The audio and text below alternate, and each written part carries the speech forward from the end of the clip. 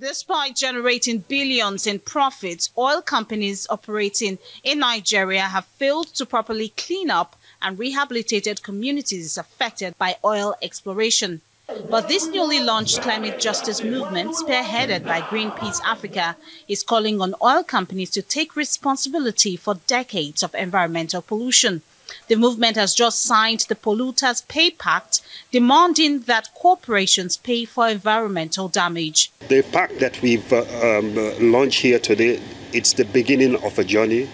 We are calling on all civil society as well as partners to come together with us.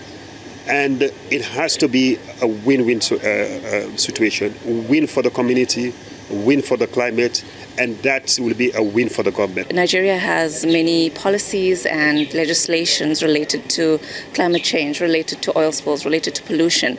So it's about time that these policies and legislations actually be implemented.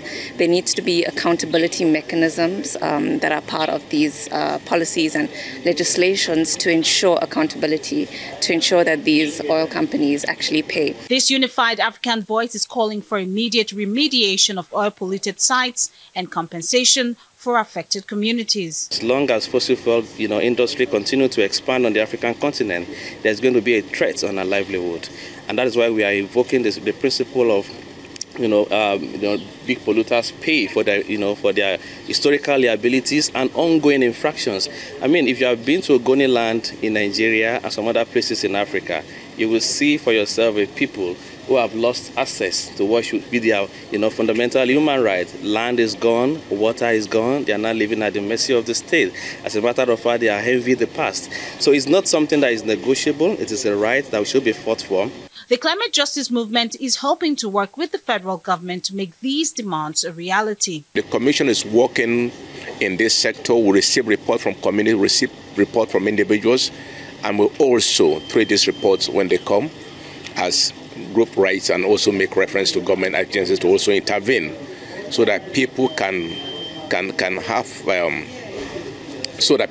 justice, when their land are being polluted, degraded in whatever context by oil explorations, oil activity of multinational corporations. And this is what the Commission is also taking forward in terms of adding value to climate change and also the justice for people, individual communities affected by climate change. Now, this movement wants to focus attention on the devastating impact of oil exploration on Nigerian communities. Georgina Ndukwezaika, Arise News.